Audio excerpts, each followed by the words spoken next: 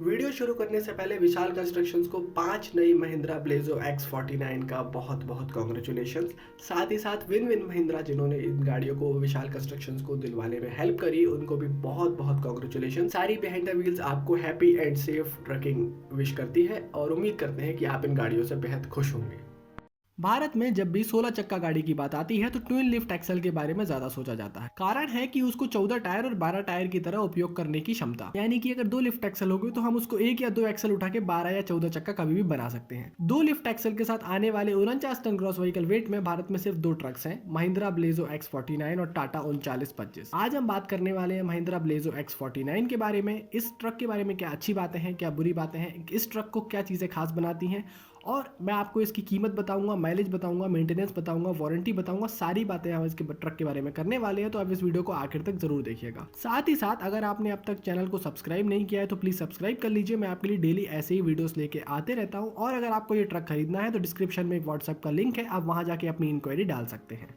सामने की तरफ से ये ट्रक देखने में आपको डुअल टोन कलर में आता है। अब डुअल टोन कलर में आने का फायदा ये है कि ये खूबसूरत तो दिखता ही दिखता है, साथ में इसकी जो व्हाइट वाली पेंट क्वालिटी है वो गजब की पेंट क्वालिटी है। आपको इससे रिफ्लेक्शन दिखेंगे और आपको ये ट्रक बहुत ही शानदार दिखने वाला है। पहले मैं आपको दिखाता हूँ कि नीचे वाला जो क्रैश प्रोटेक्शन आया है वो कितना मजबूत दिया गया है। तो ये जो है ना सिर्फ एरोडायनेमिक दिया गया है, सिर्फ सीधी पट्टी लगा के नहीं छोड़ दिया गया, जबकि मजबूत भी काफी दिया गया है। यहाँ आपको कैट आई रिफ्लेक्शन दिख जाएगा, साइड में आपको इंडिकेटर दिखेगा, और ये जो है वो डुअल टोन में हेडलैम्प, ये जो है डुअल हेडलैम्प सेटअप है। यहाँ पे आपको पार्किंग लैम्प वगैरह अंदर इंटीग्रेट दिखता है, और इनका जो थ्रो है वो रात को गजब का है, आपको गाड़ी चलाने में बहुत मजा आएगा।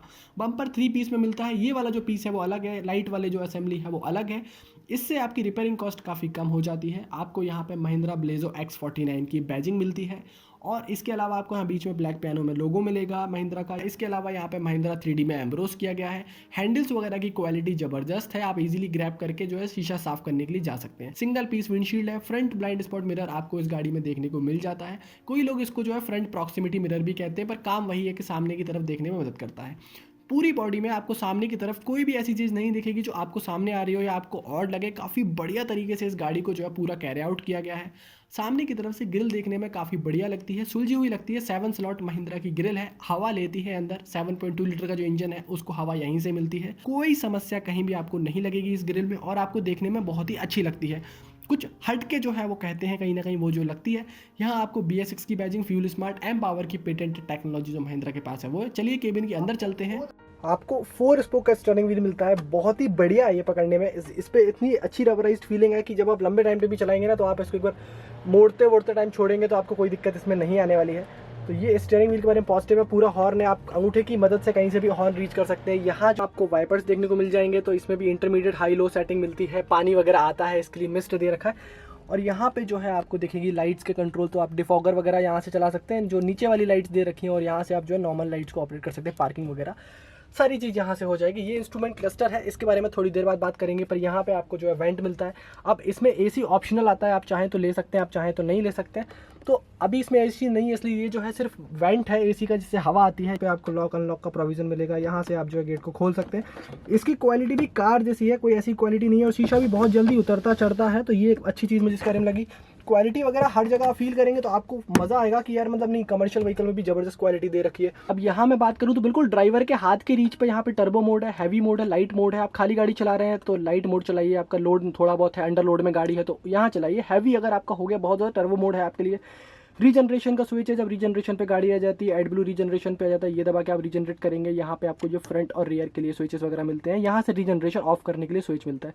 डमी स्विच है, कुछ और लगवाना हो। हैंड ब्रेक आपको बहुत बढ़िया जगह मिलता है, कई बार इमरजेंसी में भी अगर लगाना पड़ जाए तो आपको ईजिली लग जाता है। नीचे की तरफ जो है ऑपरेट होता है। यहाँ नीचे की तरफ पैनल है, खाली है, कुछ भी नहीं है, और यहाँ से आपके घुटने वगैरह कहीं टकराने का कोई सीन नहीं है। तो ये सारी चीज़ें। बाकी आपको यहाँ पे एक जो बटन ये जो मिलता है, ये लेवर, इस लेवर को अगर आप ऊपर कर देंगे तो आपकी जो स्टीयरिंग है उसको आप ऊपर नीचे कर सकते हैं। तो जैसे कि ये अभी नीचे, ये नीचे, अब आप इसको ऊपर की तरफ कर सकते हैं।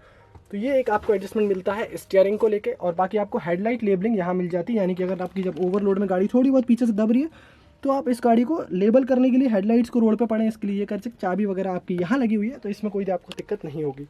अब यहाँ पे म्यूजिक सिस्टम आप लगवा सकते हैं, यहाँ पे जगह दे रखी है, तो आप काफ़ी डीप है, मतलब अगर आपको मोबाइल वगैरह भी रखना है तो आप आसानी से रख सकते हैं, इसमें कोई दिक्कत नहीं होने वाली। देखिए मैं रख के दिखाऊँ तो पूरा का पूरा मोबाइल अंदर चला गया। काफ़ी बढ़िया तरीके से इस स्पेस को इंटीग्रेट इन्होंने किया हुआ है। यहाँ पे आपको जो है ब्लोअर के ऑप्शन मिल जाते हैं, यहाँ से आपको जो है ब्लोअर चलाने का ऑप्शन मिलेगा। ये दोनों एसी के लिए दे रखे हैं, अगर एसी आप इस गाड़ी में बाद में भी लगवा सकते हैं।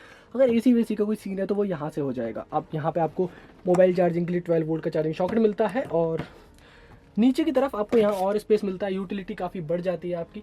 और यहाँ आपको देखेगा 8 स्पीड का ट्रांसमिशन। अब ये जो है वो 8 स्पीड का ट्रांसमिशन है, इसका कितना प्ले है, क्या है क्या नहीं है, ये चीज़ें तो हम जब देखेंगे, जब हम लोग कोई ऐसी चीज़ होगी जब हम जो है इस गाड़ी को लंबे में चलाएंगे। बट अभी यहाँ पे आप हज़ार्ड लैम्प का स्विच भी देख सकते हैं, तो ये जो है वो हज़ार्ड लैम्प का स्विच है। बाकी डैशबोर्ड फ्लैट है, स्लैंटिंग। आप देखिए कि सामने की तरफ सामान अगर टहरेंगे तो उछल के नहीं आएगा, स्लैंटिंग है, जिसकी विजिबिलिटी भी बढ़ जाती है, वो भी सही होती है। यहाँ आपको फ्रंट ब्लाइंड स्पॉट मिरर देखने को मिलेगा, तो फ्रंट ब्लाइंड स्पॉट मिरर के कारण आपको आगे की तरफ कितना आपका स्पेस है, आप टाइट ट्रैफिक वगैरह में चला पाएंगे। वहाँ पे आपको रियर ब्लाइंड स्पॉट मिरर देखने को मिलेगा, रियर व्यू मिरर देखने को मिलेगा, साइड ब्लाइंड स्पॉट मिरर भी आपको देखने को मिलेगा। तो आपको देखने में चारों तरफ से कोई दिक्कत नहीं होने वाली है। अब यहाँ ऊपर की तरफ आपको 2 स्विच मिलते हैं जो कि अब लोग कम यूज़ करते हैं। यहाँ पे जो है आपको इनहैबिट का स्विच मिलता है, ये जो है वो ABS का स्विच मिलता है।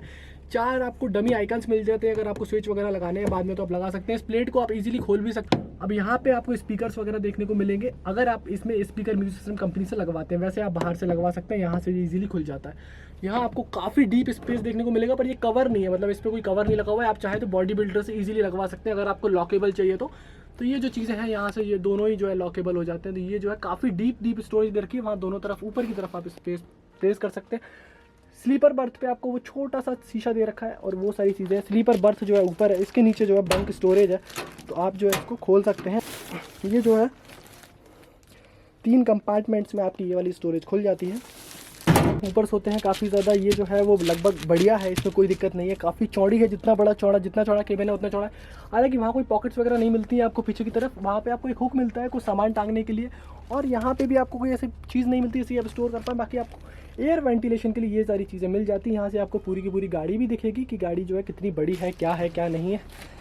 यहाँ भी अगर आप चाहें तो इस पर भी कुछ ना कुछ गद्दियाँ वद्दियाँ बाद में बनवा सकते हैं, अगर आपकी इतनी लंबे हॉल में ज़रूरत वगैरह है तो उस चीज़ के लिए। बाकी ये है महिंद्रा का केबिन। अब मैं आपको दिखा देता हूँ कि इसका इंस्ट्रूमेंट क्लस्टर जो है वो किस तरीके से काम करता है। यहाँ पे आपको RPM देखने को मिल जाएंगे। यहाँ पे बढ़िया तरीके से आपको 10 से लेके 1700 RPM तक का रेड ग्रीन लाइन भी मिलता है कि आप इकोनॉमी है यहाँ चलाइए, सबसे ज़्यादा माइलेज आपको मिलेगा। यहाँ से आपको तेल डलवाने की डीजल कितना है आपकी गाड़ी में वो दिख जाएगा। ये मैं इसका बहुत बड़ा फ़ैन हूँ, कारण ये है कि ये अच्छे से दिखाते हैं, इनकी रीडिंग वगैरह कोई भी ऑफ रीडिंग नहीं होती है। यहाँ से आपको जो है बाकी सारी चीज़ें देखने को मिल जाएंगी, जैसे कि देखिए मैं आप दिखाता हूँ। अभी BS6 गाड़ियों में आपको दिखाएगा कि अभी एवरेज फ्यूल इकोनॉमी क्या है, ट्रिप में कितना फ्यूल खाया है, ट्रिप पे कितनी है, डीजल कितना है आपकी गाड़ी में, आपका एयर प्रेशर कितना है, तो ये सारी चीज़ें आपको यहाँ देखने को मिल जाए। आपको सेट करने के लिए बटन्स जो है वो इसके बिल्कुल ठीक नीचे दे रखे हैं, जिससे कि आप इसको सेट कर सकते हैं। जैसे कि अगर आपको कहीं कोई पार्किंग रीजनरेशन है, कहीं कुछ भी अगर प्रॉब्लम आ रहा है तो आप गाड़ी में जो है वो यहाँ से चेकआउट कर सकते हैं। ट्रिप A क्या हुआ, ट्रिप B क्या हुआ, एवरेज फ्यूल वगैरह क्या है, तो ये सारी चीज़ें जो है आप यहाँ से देख सकते हैं। तो ये सारी जो चीज़ें हैं वो इस गाड़ी के बारे में है। और अगर आपको ऊपर की तरफ अगर आप देखेंगे, यहाँ पे थोड़ा सा और आपको जूम करके दिखा दूँ तो ये आपको मोड्स दिखा देगा यहाँ पे कि क्या मोड्स हैं। देखिए यहाँ पे आपको अभी लाइट मोड है तो लाइट मोड दिखा रहा है, अगर हैवी कर दूंगा तो हैवी दिखा देगा वो। और यहाँ पे अगर एड ब्लू वगैरह का कोई सीन होगा तो वो सारी चीज़ें जो है यहाँ से आती हैं। ये सारी जो इन्फॉर्मेशन है वो आपको यहाँ से मिलती है। ये इस केबिन के बारे में ओवरऑल चीज़ें। अब मैं आपको दिखाता हूँ कि यहाँ पे आपको सीट मिलती है वो फुल साइज़ की मिलती है, आधे साइज़ की नहीं मिलती। यानी कि फुल साइज़ की सीट से फ़ायदा ये होता है कि आप बहुत अच्छे से चला सकते हैं, कोई दिक्कत नहीं। और ये जो है हेडरेस्ट है, ये भी जो है वो एडजस्टेबल है, ये एक अच्छी चीज़ इसके बारे में है। अब गेट पे भी जो है आपको देखिए मैगजीन होल्डर्स वगैरह दिख जाते हैं। यहाँ पे आप काफ़ी सारे सामान जो अपने रख सकते हैं, वो कोई दिक्कत नहीं होने वाली है। यहाँ पे आपको लॉकेबल ग्लव बॉक्स मिलेगा, और इसकी भी जो डीप मतलब जो जिसकी जो गहराई है वो भी बढ़िया है, मतलब काफ़ी सारा सामान आ जाएगा। तो ये जो है इसके बारे में अच्छी चीज़ है, इसको चाबी से आप लॉक कर सकते हैं। यहाँ आपको डैशबोर्ड पर ये फ्यूज़ बॉक्स दे रखा है, तो ये जो है वो अच्छी चीज़ है, ये जो है वो अच्छी चीज़ है। तो ये और आपको सीट बेल्ट्स वगैरह दोनों ही तरफ मिल जाते हैं। अगर ड्राइवर सीट की बात करूँ तो आपको 4 वे एडजस्टेबल सीट मिलती है, यानी कि आप इसको आगे पीछे ले जा सकते हैं। साथ ही साथ आप इसका रिक्लाइन एंगल भी एडजस्ट कर सकते हैं। इसके अलावा ABC पैडल यानी कि एक्सीलेटर, ब्रेक और क्लच पैडल भी काफ़ी एर्गोनॉमिकली प्लेस की गए हैं। लंबे रास्तों पर इनमें थकान नहीं होगी आपको। इसके अलावा अगर हम बात करी जाए फ्रंट में एक्सल की, तो फ्रंट में रिवर्स इलियट टाइप आपको स्टेरेबल एक्सल मिलता है। रिवर्स इलियट टाइप ये एक्सल है। और यहाँ पे आपको दिखेगा parabolic leaf spring suspension. Parabolic leaf spring suspension कमानी से भी यानी कि सेमी इलिप्टिकल लीफ स्प्रिंग से भी बेहतर चीज़ होती है। हाथ तो होता हालांकि उसी का एक पार्ट है। यहाँ पे आपको स्टेबलाइजर बार मिल जाएगा। दूसरा एक्सल भी जो है वो रिवर्स इलियट टाइप स्टेरेबल एक्सल ही है, और यहाँ भी आपको पैराबोलिक सस्पेंशन देखने को मिल जाएंगी। प्रिसाइज स्टीयरिंग के लिए यहाँ पे स्टीयरिंग पंप दिया गया है और स्टीयरिंग पंप जो है काफ़ी ज़्यादा एफर्ट को कम कर देता है और इसके 3 एक्सल में स्टीयरिंग होने के कारण काफ़ी ज़्यादा आपके एफर्ट्स जो है वो कम हो जाते हैं स्टीयरिंग के टाइम पे। तो काफ़ी बढ़िया तरीके से ये जो है एक्सल स्टीयर हो जाता है। इसके अलावा यहाँ भी आपको एंटी रोल बार्स देखने को मिलेंगे। जो लिफ्ट एक्सल है उसका लिफ्ट मैकेनिज्म काफ़ी हैवी है। आपको टोटल यहाँ पे 2 बलून्स देखने को मिलेंगे जो इसको लिफ्ट करते हैं और इसके अलावा आपको यहाँ 3 एयर सस्पेंशन, यहाँ आपको 3 बलून देखने को मिलेंगे जो इसके एयर सस्पेंशन में काम करते हैं। महिंद्रा का जो बलून सिस्टम है, महिंद्रा का जो लिफ्ट एक्सल वाला सिस्टम है वो बाकी कंपनियों से मुझे बेहतर लगता है जिस हिसाब से ये काम करता है और जिस हिसाब से ऑटोमेट भी किया गया है। महिंद्रा का लिफ्ट एक्सल शुरू से अच्छा रहा है। यहाँ आपको देखने को मिलेंगी पत्ता कमानियाँ यानी कि लीफ स्प्रिंग, ये जो है मेन ड्राइव एक्सल है और ये जो दोनों टायर है इनमें ताकत लगती है। ये 12x2 होने के कारण इन्हीं 2 हाफ्स में जो है टायरों में ताकत लगती है। तो ये जो टायर है ये पेयर में ताकत लगती है। यहाँ पे आपको बेल क्रैंक सस्पेंशन देखने को मिल रहा है। बेल क्रैंक सस्पेंशन काफ़ी बढ़िया होता है ऊबड़ खाबड़ रास्तों में, ख़राब कच्चे रास्तों में चलाने के लिए। इसके अलावा अगर आप इस सस्पेंशन में और देखेंगे तो आपको जो पीछे डेड एक्सल मिलेगा जो कि ड्राइव एक्सल के जस्ट पीछे वाला एक्सल है, वहाँ भी आपको कोई दिक्कत नहीं आएगी और बेल क्रैंक सस्पेंशन काफ़ी अच्छे से इस ट्रक में इंटीग्रेट किए गए हैं। अब इन ट्रक में अगर आप कहीं भी ओवरलोड करेंगे तो ये ट्रक उसके लिए नहीं है, ये अंडरलोड में चलने के लिए गाड़ी बनाई गई है। मैं कारण बताऊंगा आपको आखिरी में कि ऐसा क्यों है, पर फिलहाल आप देखिए कि जो इसका चैसी है वो इतना बढ़िया बनाया गया है 49 टन के हिसाब से। 285 70 8.5 mm का जो है चेसिस आता है, यानी कि 285 mm की आपको ये दिख रहा है। फ्लैंच जो है वो 70 mm की मिलेगी और यहाँ पे आपको पट्टा दिखेगा आखिरी के एक्सल पे। और पीछे वाला जो एक्सल है जिसको हम लोग टैग एक्सल कहते हैं, वो एक्सल भी एकदम बेहतरीन तरीके से जो है कहीं ना कहीं इंटीग्रेट किया गया है। स्लैक एडजस्टिंग ब्रेक्स भी आपको यहाँ देखने को मिल जाएंगे। काफ़ी बढ़िया तरीके से ये ओवरऑल दिखता है, इसमें आपको कहीं कोई शिकायत नहीं आएगी। और इसके अलावा अगर आप चेसिस को देखेंगे तो आपके सारे के सारे जो बोल्ट है वो बाहर की तरफ दिखेंगे आपको, वो भी जो है कहीं ना कहीं आपको कोई समस्या नहीं देंगे। अब ये वाला जो टायर है वो सारे के सारे आपको सिंगल लाइन में दिखेंगे और कोई इसमें समस्या नहीं आपको दिखेगी। बढ़िया तरीके से अलाइनमेंट वगैरह भी इस ट्रक का हो जाता है, अलाइनमेंट में भी आपको कोई दिक्कत नहीं आएगी और सेंटर ऑफ ग्रेविटी भी इस ट्रक का बहुत ही बढ़िया है, यानी कि ये ट्रक जो है काफ़ी स्टेबिलिटी से माल को लेके जाता है। पीछे की तरफ आपको एलईडी लाइट्स देखने को मिलती हैं। इसमें reverse light, back light, indicator और ब्रेक लाइट जो है दिखने को मिल जाएगी। रिफ्लेक्टर आपको दिख रहा है रेड कलर का, तो ये सारी चीज़ें इस लाइट्स में दिख जाती हैं, काफ़ी खूबसूरत दिखती हैं, मॉड्यूलर दिखती हैं। यहाँ आपको रिवर्स पार्किंग सेंसर्स देखने को मिल जाते हैं जिससे कि आपका रिवर्स में कहीं ना कहीं आपकी सेफ्टी बढ़ जाती है रिवर्स करते टाइम व्हीकल को। पीछे की तरफ बम्पर जो है वो गोल मिलता है और राउंड शेप में मिलने के कारण थोड़ा सा डिफरेंट लगता है मुझे अशोक लेलैंड और टाटा से, हालांकि है बहुत ही मजबूत, कोई इसमें दिक्कत नहीं है। जब हम चैसी से ऊपर से मैं बात करता हूँ, आपको ड्राइव एक्सल दिखाने की कोशिश करता हूँ, तो आपको जो प्रोपेलर शाफ्ट दिखेगी वो आपको बढ़िया लगेगी। रियर एक्सल रेशियो भी इससे काफ़ी बेहतर हो जाता है और प्रोपेलर शाफ्ट बेहतर होने का कारण ये है कि इसमें काफ़ी अच्छे से जो है टॉर्क और पावर डिलीवर होता है। ओवरऑल जो ड्राइव एक्सल है वो काफ़ी बढ़िया तरीके से इंटीग्रेट करता है। चूँकि यही एक एक्सल है जिसमें ताकत लगती है, तो काफ़ी अच्छे से ये प्रोपेलर शाफ्ट को इन्होंने इंटीग्रेट किया है जिससे कि मैक्सिमम ताकत लग सके। सारी की सारी प्रेशर टैंक चेसिस के अंदर है, एक भी प्रेशर टैंक चेसिस के बाहर नहीं है, जो कि एक बहुत ही अच्छी चीज़ है। इससे कि आपको आफ्टर बॉडी बनवाने में कोई दिक्कत नहीं होने वाली है। प्रोपेलर शाफ्ट लंबी है क्योंकि ये चौथे एक्सल पे जो है जाके खत्म होती है, तब तक के लिए आपको बाहर रहेगी। आपको 24 वोल्ट 150 एम्पियर आर की बैटरी मिलती है एसी और नॉन एसी वेरिएंट में ही। तो ये जो है वो आपको है 12-12 वोल्ट की 2 बैटरी आपको मिलेगी। टोटल 24 वोल्ट का सीरीज में लगाएंगे तो 24 वोल्ट का करंट जो है बनाती है। सेकंड एक्सल भी आप देखिए, एंटी रोल बार, स्टेबलाइजर बार जिसको आप कहते हैं, शॉक एब्जॉर्बर कहते हैं, वो आपको यहाँ दिया गया है। और इसके अलावा अगर मैं बात करूँ तो काफ़ी सुलझे हुए कनेक्टर भी आप देखेंगे तो आपको कोई दिक्कत नहीं आएगी। ईटियॉन का 9 स्पीड गियर बॉक्स आपको यहाँ देखने को मिल जाएगा और ये गियर बॉक्स इस स्पेशल एप्लीकेशंस के लिए ही बनाया गया है, यानी कि 49 टन खींचने के लिए ही ये गियर बॉक्स कहीं ना कहीं इंटीग्रेट किया गया है। साथ ही साथ ये गियर बॉक्स कहीं ना कहीं आपके मल्टी फ्यूल मोड्स को भी सपोर्ट करता है, तो ये गियर बॉक्स आपको मैक्सिमम फ्यूल इकोनॉमी डिलीवर करवाने में मदद कहीं ना कहीं करने वाला है। तो मुझे ये गियर बॉक्स से कोई शिकायत नहीं है। गिफ्ट शिफ्ट वगैरह भी उतने हार्श नहीं है, बढ़िया तरीके से है। लास्ट एक्सल पे स्लैक टाइप ब्रेक एडजस्टमेंट मिलते हैं, यानी कि slack type brake adjustment pneumatic brakes ही होते हैं, ड्रम ब्रेक्स कहीं ना कहीं काम करते हैं। तो आखिरी लिफ्ट एक्सल पे भी जो आपके ब्रेक्स लगते हैं, मुझे जो चीज़ अच्छी लगती है, महिंद्रा की लिफ्ट शुरू से हैवी रही है और यहाँ भी आप देखेंगे तो आपको लिफ्ट जो है काफ़ी बढ़िया लगेगी। लिफ्ट में आपको कभी कोई शिकायत नहीं होने वाली है महिंद्रा की तरफ से। टायर्स की अगर मैं बात करूँ तो 295 R90 20 इंच के व्हील्स आपको यहाँ मिलते हैं। 1020 के टायर के साथ आप इनको इंटरचेंज भी करा सकते हैं। इसके अलावा अगर आप महिंद्रा की फिटिंग्स देखेंगे तो हर तरफ उन्होंने जिस हिसाब से फिटिंग्स की हुई है वो ऐसी की हुई है कि आपको कम से कम समस्या आए। पॉलीमर का डीजल टैंक मिलता है। मैं पॉलीमर के डीजल टैंक के काफ़ी फेवर में रहता हूँ। कारण यह है कि ये जो है ना ही तो आसानी से टूटते हैं, ना ही इनमें जंग आती है और इनमें काफ़ी ज़्यादा इम्पैक्ट रेसिस्टेंस की क्षमता भी रहती है। यहाँ पे महिंद्रा का IMAX आपको मिल जाएगा जिससे कि आप रियल टाइम में इसके जो है टेलीमेटिक्स को ट्रेस कर सकते हैं।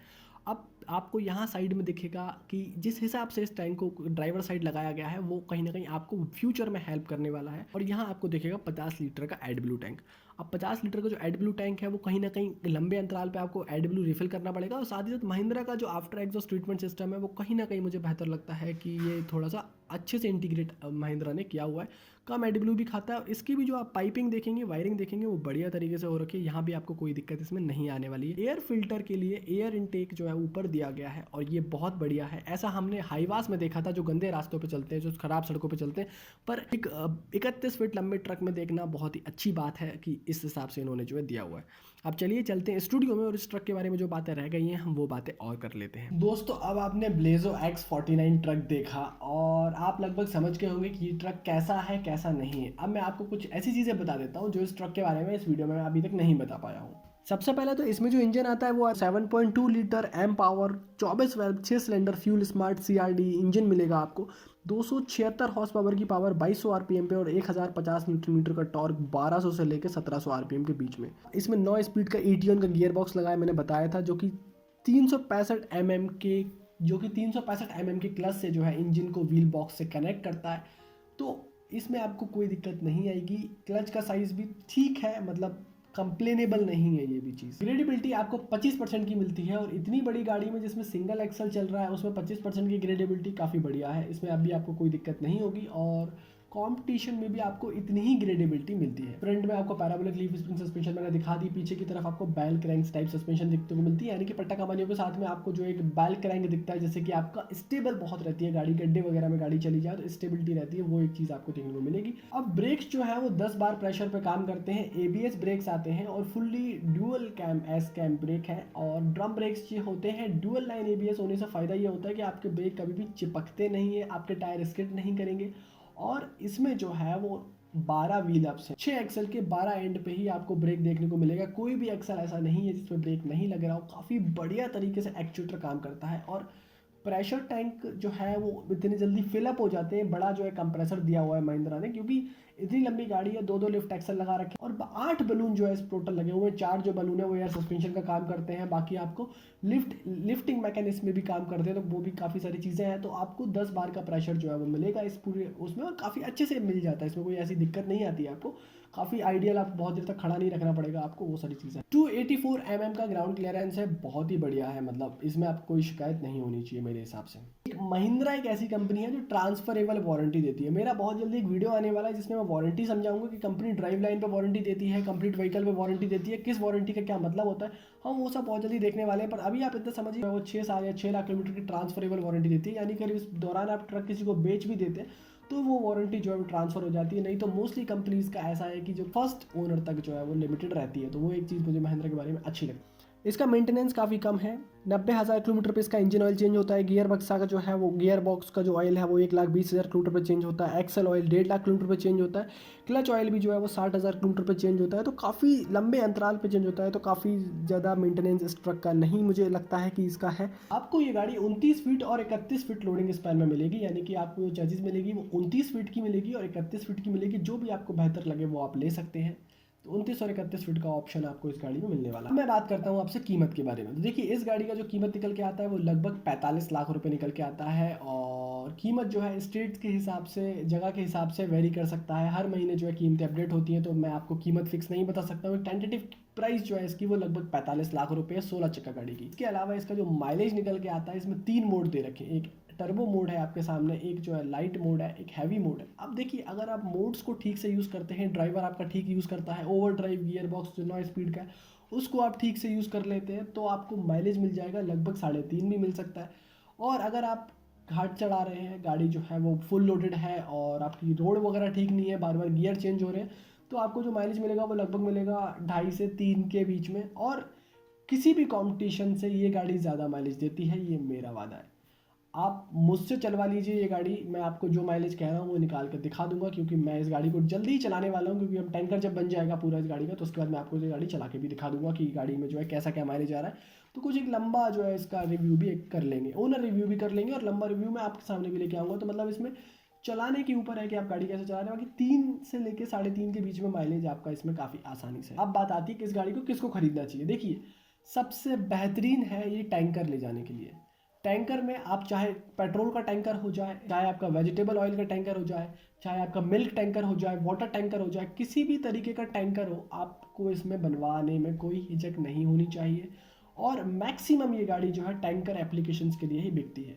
कारण है कि ये गाड़ी जो है वो 12 चक्के में भी कन्वर्ट होती है, 14 में भी होती है, 16 में भी होती है। जब आपका टैंकर खाली जा रहा होता है वन वे से, तब उस टाइम पे आप इसको जो है सिर्फ 12 चक्के में कन्वर्ट कर सकते हैं, क्योंकि खाली टैंकर है, गाड़ी में वेट ही नहीं है। और उसके बाद आप एक एक एक्सल डाउन कर सकते हैं वेट के हिसाब से।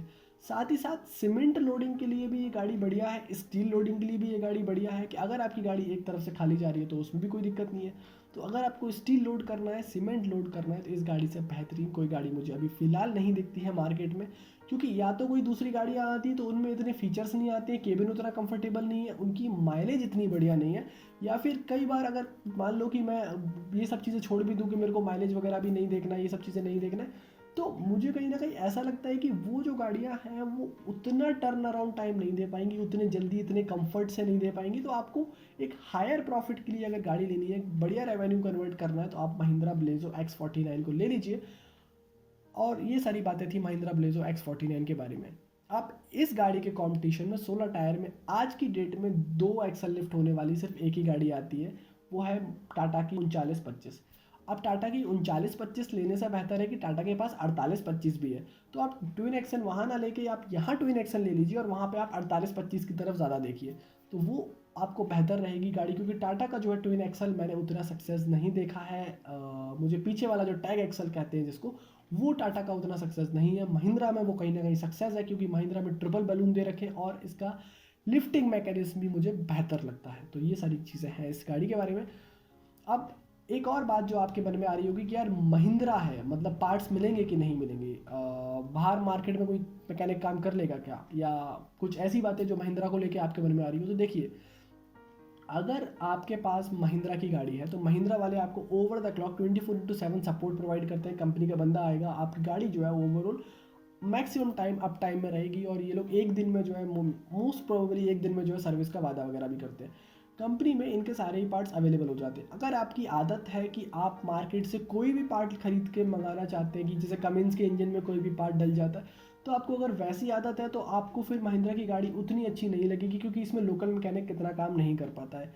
कारण ये है कि BS6 आने के बाद से किसी भी गाड़ी में, कोई भी गाड़ी हो, अब इलेक्ट्रॉनिक्स बढ़ गए हैं और कोई भी मैकेनिक इतना काम नहीं कर पा रहा है। तो आपको चाहे टाटा ले लीजिए, ले लीजिए, महिंद्रा ले लीजिए, अब लगभग बात बराबर ही हो गई है। क्योंकि अब कंपनी में हम लोग जो है कब सर्विस कराते हैं, और जब तक कंपनी में आप सर्विस करा रहे हो तब तक आपको दिक्कत नहीं आएगी, ये मेरा वादा है। तो महिंद्रा बिल्कुल ले सकते हो। और अगर आप टैंकर एप्लीकेशंस के लिए स्पेशली ले रहे हो तो इससे बेहतरीन गाड़ी अभी मार्केट में कोई भी नहीं है, ना ही इससे ज़्यादा माइलेज किसी के पास है। अगर अब भी आपके कोई सवाल है तो आप नीचे कमेंट सेक्शन में पूछ सकते हैं। और महिंद्रा की मैं तारीफ इसलिए कर रहा हूँ क्योंकि मैं बार बार कह रहा हूँ कि ये गाड़ी जो है अंडरलोड में चलने के लिए बनी गई है, और टैंकर एप्लीकेशंस पे स्पेशली ये गाड़ी में मजा आ जाएगा आपको।